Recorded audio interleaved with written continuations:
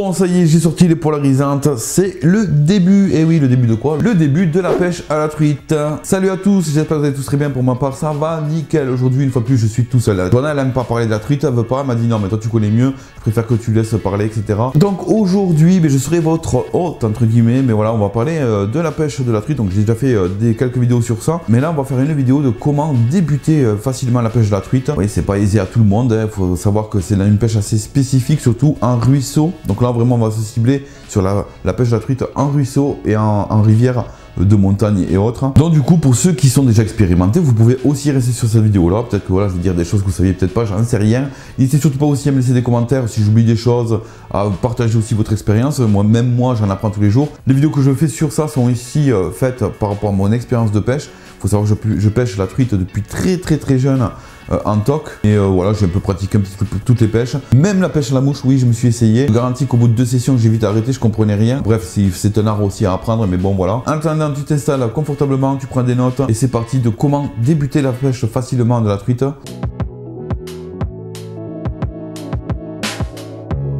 Donc déjà, on va commencer par la pêche la plus simple, la plus, comment dire, ancestrale, entre guillemets, qui est la pêche au toc. Voilà, elle est toute simple. On va parler du matos. Alors, qu'est-ce qu'il vous faut? Donc, les cannes les plus courantes que l'on retrouve sur le marché, ce sont les cannes à fil intérieur, les cannes à toc qu'on appelle. Mais c'est les cannes à fil intérieur. Il faut savoir qu'elles ont des entretoses à l'intérieur. Donc, ce ne sont pas des anneaux extérieurs que vous avez. Donc, pourquoi des cannes comme ça? Parce que finalement, comme je disais sur d'autres vidéos, la pêche à truite, c'est plus de la traque. Et donc, il va falloir passer par tout ce qui va être des embranchements, des ronces, des machins, être en immersion avec la nature. Et par moment, voilà, on va passer dans des endroits assez encombrés. Et donc, voilà, le fait d'avoir une canne à pêche avec un fil intérieur, vous n'avez pas votre fil qui va se prendre dans les branches et autres. Et donc, c'est beaucoup plus facile aussi. Il faut savoir aussi que, voilà, le fait d'avoir le fil à l'intérieur, pour certaines personnes, ça permet d'avoir un peu plus de contact. C'est un peu plus être en contact avec le fil. Moi, j'ai jamais trop fait la différence. Mais bon, après, c'est aussi chacun ses goûts et ses couleurs. Donc n'hésitez pas à regarder en dessous de la vidéo, je vous mettrai pas mal de liens de cannes assez abordables pour débuter forcément dans toutes ces pêches différentes. Voilà, on ne sera pas sur du matériel summum, ça sera vraiment pour débuter. Il faut que ça fasse quand même, voilà, en termes de qualité-prix, il y aura quand même un minimum. Donc n'hésitez surtout pas à les voir. T'as plus qu'à cliquer et tu chercheras ce que tu as envie. Pour la pêche au toc, donc canne fil intérieur. Et il y a aussi, alors moi j'avais utilisé à mes débuts, et d'ailleurs j'ai gardé pendant très longtemps, parce que il faut savoir qu'une canne, quand tu l'as bien en main, que tu la connais par cœur, ben, t'as difficile justement d'aller voir, de rechercher autre chose qu'une canne. Tu préfères celle-là, c'est la tienne, etc.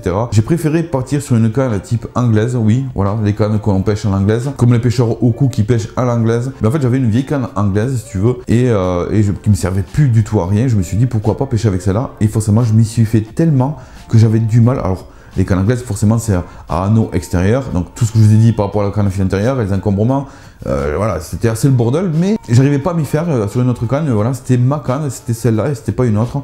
Et donc voilà, une canne anglaise fait très bien le taf aussi, parce que ce sont des cannes assez longues. Il faut avoir des cannes quand même assez longues pour pouvoir prospecter au mieux et pas être gêné. Alors ça, c'est valable pour la pêche au toc. Et au jour d'aujourd'hui, j'ai vu que justement dans la pêche au toc, des magasins de pêche, tout ça, mais il y avait ces cannes là qui sont pas appelées anglaises, mais cannes pêche au toc, et qui sont, pour moi, elles sont ressemblantes aux cannes anglaises. D'ailleurs, ce sont des cannes anglaises tout simplement, hein.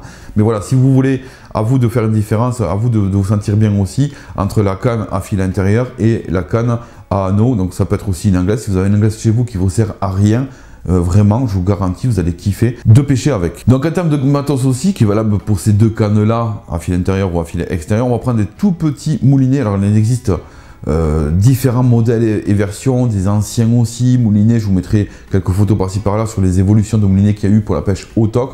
C'est des moulinets qui ressemblent tout simplement à des moulinets de canne à mouche. Là c'est sur autre chose, il n'y a pas de soie, c'est sur du fil. Il y a des moulinets à clapper aussi, mais bref, il y a pas mal de choses. Alors moi j'avais déjà utilisé les moulinets, alors c'est à capot qu'on appelle, je sais plus, à clapper, où on appuie dessus. Et moi je ne vais pas vous dire que je déconseille, mais moi l'expérience que j'en avais fait, j'avais trop de mal à m'y faire ce moulinet là, j'avais toujours des nœuds, ça partait pas comme je voulais. Donc c'est les moulinets où il y a une espèce de languette et on a juste qu'à appuyer pour dérouler un petit peu le fil. Moi ce que j'aimais bien, c'était voilà, les tout petits moulinets, même c'était les moulinets de nos grands-parents et tout, et moi j'adorais ça parce que tout simplement ça reste simple, c'est assez léger. Il faut savoir aussi que voilà, comme on va pêcher au toc, on va tenir la canne pendant de longues sessions, de longues heures, donc il va falloir automatiquement un matériel, l'ensemble, qui soit aussi léger pour pas avoir mal au bras, parce que je vous garantis qu'au bout d'un moment, sur le début vous le sentez pas, mais au bout d'un moment vous avez très mal au bras. Donc voilà, on va essayer de trouver aussi un ensemble avec du matos assez léger. Donc c'est pour ça que les tout petits moulinets, alors il y en a des un peu plus gros, etc.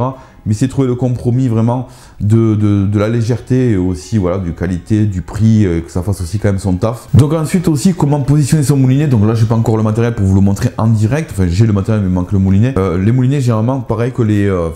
ça c'est mon expérience à moi, mais pareil je le mettais dans la position le plus bas du talon possible. Alors je vais essayer de dépasser quand même un peu le talon. Mais je mettais la position le plus bas possible pour un petit peu comme justement une fois de plus les cannes à mouche. Vous avez je sais plus comment, parce qu'il y a un terme spécial pour les moulinets, je sais plus comment ça s'appelle, mais vous avez vu le moulinet se situe tout en bas. En fait le fait que vous teniez la canne et d'avoir le moulinet sur sous votre avant-bras finalement, comme ça de caler, vous êtes beaucoup mieux. À vous, voilà, je veux dire, de vous sentir à l'aise, savoir comment positionner le moulinet, de comment tenir votre canne, d'être bien aussi avec votre canne. Si elle vous correspond pas, elle vous correspond pas. Vraiment à vous de choisir. Il y a aussi les goûts, les couleurs. Faites ce que vous voulez. Il y a aussi par rapport au budget.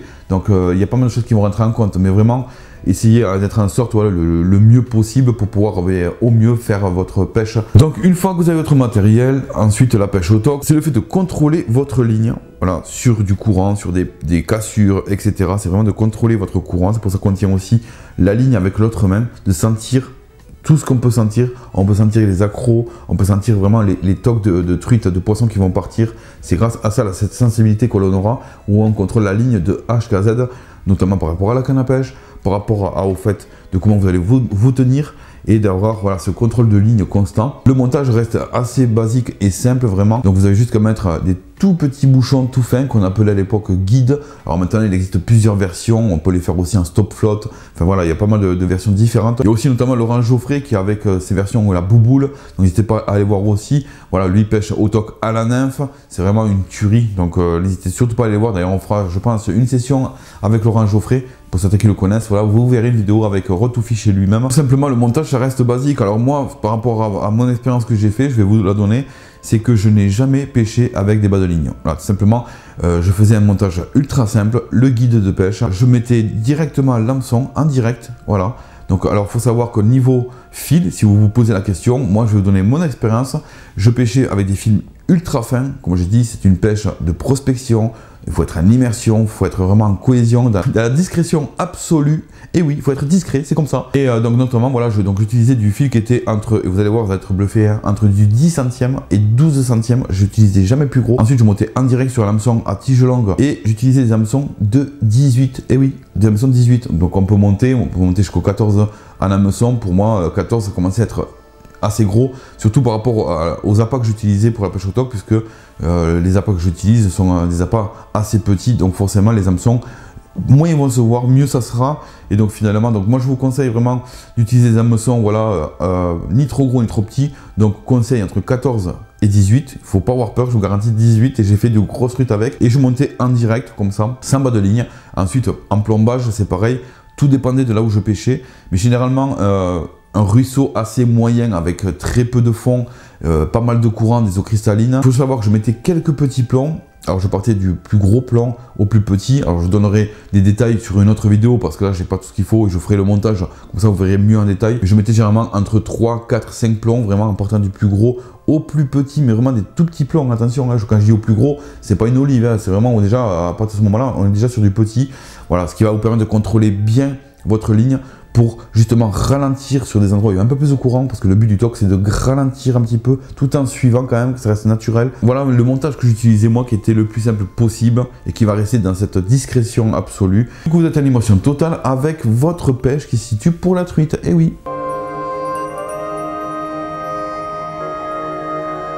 Les appâts à utiliser, alors ça, je sais pas si je ferai une autre vidéo là-dessus, mais moi ce que j'utilise, qui est l'appât numéro 1, alors je sais pas où est-ce que vous vous situez, où dans la France, mais je pense que cet appât-là, il est partout en France, surtout en première catégorie, ce sont le porte-bois. Alors c'est là peut-être qu'ils savent pas ce que c'est. Donc le porte-bois, simplement, ce sont des larves qui se mettent sous des gros cailloux, dans les rivières où il y a très peu de courant, donc les plages, etc. Et donc on va aller retourner ces cailloux-là. Alors si vous faites ça d'ailleurs, juste une chose, c'est que lorsque vous allez ramasser vos appâts comme ça, ne remettez vos cailloux tels qu'ils étaient. Les poissons, l'écosystème qui s'est mis en place, ben forcément un équilibre, donc il ne faut pas déséquilibrer non plus ça, faire très attention à ça, il faut respecter aussi ça. Donc voilà, on prend des gros cailloux, donc notamment des gros cailloux qui sont juste posés sur l'eau, pas enterrés. Attention, s'ils sont enterrés par du sable, etc., laissez-les tranquilles ces cailloux-là, ça sert à rien de les déterrer, mais juste des cailloux qui sont posés, vous allez retourner ça, et dessous, vous allez décorer des larves, donc je vous mettrai des photos par là, des larves donc, qui sont avec des cocons qui ont été faits tout simplement avec tous les petits grains de sable, de détritus, de morceaux de bois, de copeaux, etc.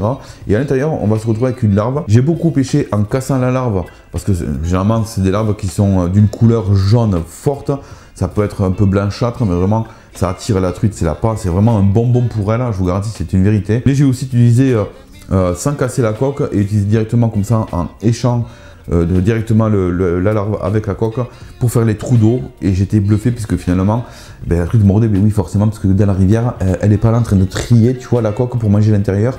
Non, c'est pas comme nous, tu vois, quand tu décortiques une crevette, ça n'a rien à voir, elle mange comme ça vient. Donc voilà, le porte-bois, je vous dis, donc vous soulevez des cailloux et dessous, vous allez vous retrouver avec ça. Alors attention, pour les conserver, il ne faut pas les mettre dans l'eau. Oui, il ne faut pas les mettre dans l'eau, malgré que c'est sous l'eau, il ne faut pas les mettre dans l'eau.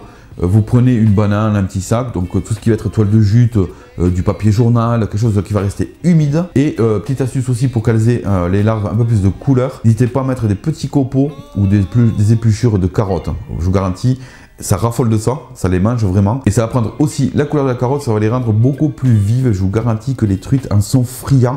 Alors il y a plein d'autres choses à attraper lorsque vous allez retourner les cailloux. Des petites bébêtes, alors ça ressemble un petit peu aux larves de libellule, je n'ai pas le nom exact. Voilà, des espèces de bébêtes plates qui vont, donc n'hésitez surtout pas aussi pareil à les récupérer et pareil de les mettre dans un endroit humide qu'on vient écher tout simplement par la queue. Le porte-bois d'ailleurs je ne l'ai pas dit, mais c'est pareil, si vous cassez la coque, vous prenez vraiment au niveau du cul, grosso merdo, et on vient écher en faisant dépasser l'hameçon, faut pas avoir peur, mais vraiment écher le plus léger possible, parce que le porte-bois est très fragile, donc juste le petit bout au niveau du cul, juste voilà, vous le prenez au bout, et vous pêchez comme ça, avec l'hameçon qui est quand même apparent, faut pas avoir peur. J'ai essayé de les enfiler, j'ai essayé de faire pas mal de choses, mais c'est une larve assez fragile, et ça donc c'est valable aussi jusqu'au mois de mai, fin mai, ça dépend des régions, parce qu'après cette larve-là, va se transformer en papillon. Alors les nymphes que ça crée, on peut pêcher avec, mais une fois que c'est un papillon, ben, c'est fini, il n'y en a plus. Et l'été, généralement, c'est très dur à en trouver. Il n'y en a presque plus parce que ces larves-là sont transformées en papillons. Mais bon, là, sur l'été, on va passer sur une autre pêche de toute façon qui sera encore plus facile, vous allez voir, et encore plus ludique.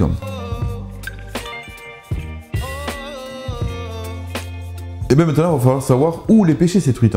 Voilà, ben oui, tout simplement. Donc j'avais déjà fait une vidéo où j'en ai déjà parlé dessus. Déjà, premier lieu, discrétion, ça j'en avais déjà parlé comme je l'ai dit. Et ensuite, on va prospecter sur tout ce qui va être les bordures. Il ne faut pas les négliger. Gardez bien en tête en discrétion. Il ne faut absolument pas que le poisson vous voit. Si le poisson vous voit, c'est fini, je vous le garantis. Il faut savoir qu'on est en train de pêcher sur une rivière où les eaux sont cristallines par moment, puisqu'on est en montagne. Et là, le poisson vous voit de très loin. Donc du coup, voilà, on va pêcher sur les bordures, tout ce qui va être retenu, des retenues comme des gros rochers, des encombrements, des arbres qui sont couchés dans l'eau, les retenues comme ça. Mais aussi, on peut aussi pêcher les endroits où il y a un peu plus de courant, plus de profondeur. On plombera un peu plus pour pouvoir avoir mieux contrôle de ligne. Mais par contre, là, généralement, ce sont les plus grosses truites qu'il y aura. Donc voilà, les bordures. Ensuite, tout doucement, vous rentrez dans l'eau, à faire très attention à ça, à la discrétion. Pas de bruit dans l'eau. Glissez, faites des pas glissés plutôt que de marcher, de patauger, ne pataugez jamais. Le moindre bruit, les ondes que cela va créer, ben, ça va se reproduire sur une grosse portion de la rivière. Et si un poisson venait à fuir, et même si vous le voyez, dire « Ah, il y en a un qui part », sachez que voilà, c'est fini, le spot, il est foutu, est mort. Donc vous pouvez repartir beaucoup plus loin et prospecter ailleurs, parce que ça servira strictement à rien, il faudra revenir en soirée ou le lendemain, mais là, sur le moment, ça sera fini. Donc discrétion pour accéder à des zones justement qui est propice à y avoir du poisson, tout en remontant le courant. Ça, c'est un truc primordial. Il faut absolument que vous fassiez vos prospections de pêche en remontant les courants, pas en descendant. Pourquoi? Parce qu'on va se retrouver derrière le poisson. La truite est un poisson qui se met toujours face au courant pour intercepter justement tous les insectes, les larves. Ça, j'en avais déjà parlé lors d'une vidéo. Donc pêcher les bordures, petit à petit, on va rentrer dans l'eau. Donc voilà, on va arriver tout doucement derrière et vraiment le plus le possible camouflé, caché. N'hésitez pas à vous accroupir. Des fois, on attrape le cul dans l'eau, c'est comme ça. Mais vraiment, il faut faire très attention à ça. Donc voilà, les bordures, je vous ai dit, les forts courants, les veines d'eau où il y a un peu plus de courant de profondeur. Là, généralement, ça cache les grosses truites. Les gros rochers, si vous voyez des gros remous tournés, vous voyez, des fois, il y a des gros trous comme ça. N'hésitez pas, paf, à y aller. Et même à ce moment-là, à y mettre, comme j'ai dit, les porte-bois avec la coque. Ça va surplomber déjà. Mais paf, vous faites les trous d'eau. Donc là, c'est limite à la verticale, c'est un gros trou d'eau, il y a 2-3 mètres d'eau par moment, même 1 mètre, et là généralement il y a des grosses trucs qui se cachent sous les rochers. Donc voilà, faut pas hésiter vraiment à tout ça. Donc après c'est vrai que la pêche au toc, on accroche énormément, ça c'est voilà, c'est normal, puisqu'on est dans des endroits qui sont très peu profonds, qui sont assez encombrés, même les fonds, il y a des branches, il y a de tout, mais bon, il y a des moments où on peut aussi aller décrocher, vu qu'il y a très peu d'eau, facilement, on sait que bon, le spot est un petit peu fini, mais on va aller récupérer notre ligne, on va pouvoir décrocher. On sait que la portion est morte, donc on ira un peu plus haut. Mais voilà. Donc je pense que voilà, je vous ai donné un petit peu voilà, les zones faciles. Les plages aussi, n'oubliez pas de faire des plages. Alors les plages, attention, c'est encore plus difficile puisque là, généralement, on arrive sur des endroits miroirs, c'est-à-dire qu'il y a très peu de courant. Le fait qu'il y a des vaguelettes sur les courants ou quoi, ça peut aussi vous camoufler, ça peut vous aider à vous camoufler. Mais lorsque vous arrivez sur des plages, et je peux vous garantir que de très loin, au moindre mouvement que vous allez faire, l'ombre que vous allez porter ou n'importe quoi, je peux vous garantir que c'est mort. Donc même les plages, limite, essayez de les faire tout en remontant, toujours pareil, non pas en descendant. Par moment, je sais que il y a des plages, on a fait ah, il faudrait que je la fasse en descendant, je n'ai pas le choix. Ben, là, essayez d'être le plus loin possible, le plus camouflé possible. Mais les plages aussi, voilà, sont aussi très bonnes. Les endroits de plage, les poissons sont là, assez stagnants, beaucoup plus reposés, facile aussi pour eux pour attraper encore plus d'insectes et autres. Donc voilà, je pense que je vous ai dit à peu près tous les spots, comment les pêcher. Ensuite, ça va être par rapport aussi à l'ouverture de la truc qui va se situer, voilà, la fin de l'hiver, début printemps, puis aussi la saison de l'été qui est un petit peu différente quand même. Donc il faut savoir qu'entre deux, déjà, on va se baser sur des eaux hyper basses, hyper claires, surtout les premiers instants de l'ouverture de la truite. Et ensuite, lorsque le mois d'avril va commencer à arriver, il y aura la fonte des neiges. Donc forcément les eaux vont monter et elle aura un petit peu côté blanchâtre. Je pense que vous avez déjà connu ça. On dit qu'elle est couleur laiteuse. C'est un petit peu mâché. Alors moi, ces endroits-là, ces moments-là, c'est assez difficile. Enfin, pour moi, de l'expérience que j'en ai eue, quand les eaux étaient mâchées, vous savez, les premiers instants de la fonte des neiges, je trouvais que le poisson était peu mordeur. Mais bon, après c'est comme ça. Il y a du poisson qui peut mordre. Donc là, niveau appât, on peut utiliser aussi des vers de terre. Donc le porte-bois, comme je disais, ça peut être tout et n'importe quoi comme appât vivant. Les mouches aussi, des vraies mouches où on pêche à la mouche noyée, enfin, etc. La nymphe aussi. Donc c'est simplement une larve artificielle. Mais voilà, le printemps, enfin fin d'hiver et printemps, il y aura des moments comme ça assez difficiles, des moments où il y aura un petit peu de crue, vous savez, les eaux vont monter. Alors tout ce qui va être les eaux un peu plus marron, moi je vous conseille vraiment de pêcher au ver de terre, vraiment. Hein. D'ailleurs, vous pouvez en trouver au bord de l'eau. Et le ver de terre a toujours fait le taf sur tous les poissons. Ça c'est l'appât numéro 1 aussi, qui passe partout.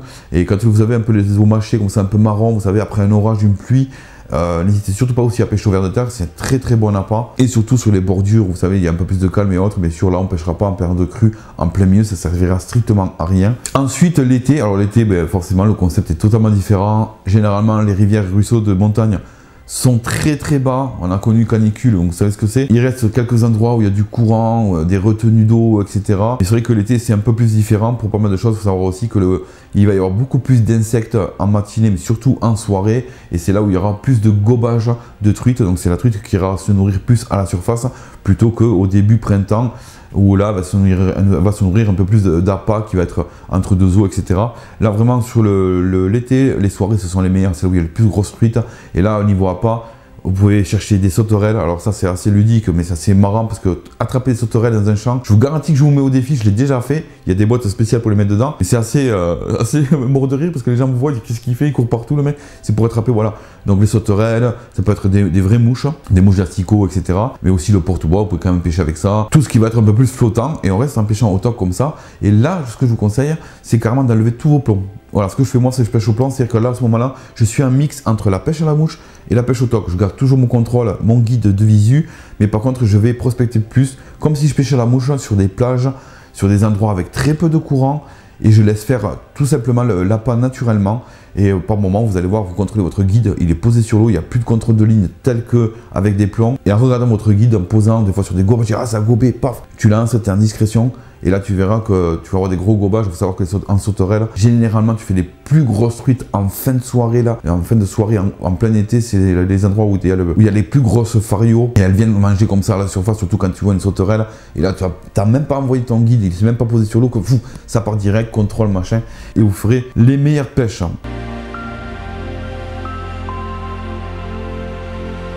Ensuite, au niveau matériel, bien sûr, qui va être aussi valable pour la pêche au leurre. Voilà, une petite épuisette avec le filet en caoutchouc. Aujourd'hui, on a changé, on a évolué sur ces épuissettes là, je trouve que c'est beaucoup mieux. Donc voilà, une petite épuisette style raquette en fait tout simplement, donc raquette parce que vous pouvez bien l'accrocher, avoir directement l'épuisette, elle n'a pas besoin de se replier quoi que ce soit, mais elle est assez petite et très légère, vous pouvez la transporter partout. De toute façon, ensuite si vous êtes dans l'eau, vous pouvez aussi carrément attraper votre truite à la main, en vous mouillant les mains, tout ça, vous la décrochez. Vous pouvez aussi voilà, garder du poisson si vous voulez en manger, bien sûr, qu'il soit à la maille. Donc ça, il faut absolument que vous voyez avec vos fédérations les endroits où c'est à la maille. Bien sûr, si c'est portions no kill, alors là, forcément, c'est strictement interdit. Hein, on est là pour rejeter les poissons. Mais sinon, voilà, vous pouvez aussi quand même vous faire plaisir à garder un poisson pour le manger, tout en le respectant, il n'y a pas de souci là-dessus. Ensuite, pour la pêche au leurre, j'ai pas forcément de conseils à vous donner, dans des cannes assez courtes, assez fines. Pour prospecter, que ce soit au leurre dur, que ce soit aussi avec les cuillères. Sauf qu'à la différence près pour le poisson qui est la truite, parce que c'est un poisson qui est quand même assez fragile, essayez de faire en sorte que vos cuillères et vos leurres durs, vos petits leurres durs, si c'est vendu avec des triples, vous savez, tout petits triples qui sont vendus directement, enlevez-les et remplacez-les par des hameçons simples. Je vous garantis que vous ferez pas forcément plus de décroche, mais ça sera plus facile pour le poisson parce que quand vous avez une truite qui saigne facilement, et il faut savoir qu'une truite qui saigne, c'est une truite qui est morte. Donc si elle a pris en pleine bouche comme ça le triple, c'est assez difficile déjà de la décrocher, on l'arrache la bouche, donc c'est pas le but aussi, voilà, de faire n'importe quoi, se retrouver là, dire voilà, je suis coincé, je suis machin. Essayez voilà, de changer vos hameçons à la place des triples, vraiment je vous conseille vraiment de supprimer ces triples et de les remplacer. Ensuite voilà, comme j'ai dit niveau matériel, hormis la canne à pêche qui va être dans les domaines des lancers, les cannes en ultra light, selon l'endroit où vous allez pêcher, le débit, tout ça, etc. Je vous mettrai de toute façon quelques cannes à pêche voilà, en qualité prix pour débuter, donc je vous dis n'hésitez surtout pas à aller voir. En dessous de la vidéo, il y aura tous les liens, vous n'avez plus qu'à cliquer dessus, les moulinets, j'essaierai de trouver vraiment tout pour vous, de vous faire un détail de tout, comme ça vous êtes prêt à l'emploi et vous n'avez plus qu'à cliquer et choisir ce que vous voulez, et c'est parti, let's go. Donc j'ai pas forcément trop de trucs à dire dessus, pourquoi aussi, parce qu'il faut savoir que la pêche à la truite au leurre, j'ai jamais trop pratiqué, bon après ça change pas forcément de la pêche au leurre dur, etc. Mais voilà, quelques spécifications, le matériel sera plus léger, on prend des plus petits leurres. Sinon, il n'y a pas trop à dire non plus dessus, enfin, il y a pas mal de choses aussi à dire. Mais j'ai pas assez d'expérience pour cette pêche-là pour vous dire, ouais, c'est ça le meilleur, c'est le meilleur. Voilà, je vais juste vous conseiller à prendre des tout petits leurres durs qui soient à différentes couches d'eau, à la surface, entre deux eaux. Et ensuite aussi la cuillère qui fait le taf, que ce soit la cuillère ondulante ou des cuillères tournantes. Alors attention, prenez des cuillères pas trop grosses non plus. Essayez de prendre des cuillères assez petites, du 0, 1, 2 et même 2, je trouve que c'est largement le maximum. Il y a aussi pas mal de techniques de pêche différentes, que ce soit pêche au verron, manier, tout ça, moi je pratique pas forcément. Là vraiment on va être sur une pêche de débutant et assez simple aussi pour vous parce que voilà, si vous voulez débuter, si vous voulez pourquoi pas débuter de la pêche au toc, vous pêchez au leurre et vous avez jamais pêché au toc, vous voulez vous y mettre, ou vice versa, vous pêchez au toc, vous voulez mettre au leurre, donc j'essaie de faire une vidéo assez simple aussi pour vous que vous puissiez comprendre aussi et puis vous faire kiffer aussi, puisque le but aussi c'est voilà, de faire du poisson, parce que par moment ça reste de la pêche et on est nez bredouille et c'est pas pour autant dire ouais je comprends rien, je pêche mal, je sais pas pêcher, non, des fois c'est comme ça, il y a des journées où il y a pas de poissons qui sont actifs et c'est comme ça et on n'y peut rien, donc à vous de persévérer aussi et de faire les choses correctement, tranquillement, et vous verrez de vous-même, vous allez vous créer des expériences, comprendre des choses, comprendre la rivière, comment ça se passe, vous allez voir pas mal de choses qui vont... c'est pour ça qu'il faut vraiment être aux aguets lorsqu'on est au bord de l'eau et vraiment de tout regarder, de prendre tout en considération, comment se passe la vie sur l'eau et dans l'eau finalement, et vous allez voir que ça va grossir votre expérience dans la pêche de la truite, et forcément vous allez pouvoir faire du poisson et vous allez kiffer tout simplement. Hormis tout ça, prenez le kiff, faites du poisson, n'hésitez pas à nous le partager aussi sur Instagram et Facebook. Vous cherchez Retofish les pages Instagram et Facebook et vous venez nous partager vos poissons, vos voitures, on attend ça avec impatience. Je vous promets que la prochaine fois, Johanna elle sera là, il y a intérêt même parce qu'elle est toujours cachée, elle a dit la truite, je sais pas pêcher. En attendant, on espère que cette vidéo vous a fait plaisir, comme d'habitude, laissez le gros pouce bleu et si j'oublie des trucs, vous mettez l'espace commentaire. Et moi je vous dis bonne ouverture à tous, bonne truite, bonne pêche de truite à tous et à la prochaine vidéo, ciao les potes.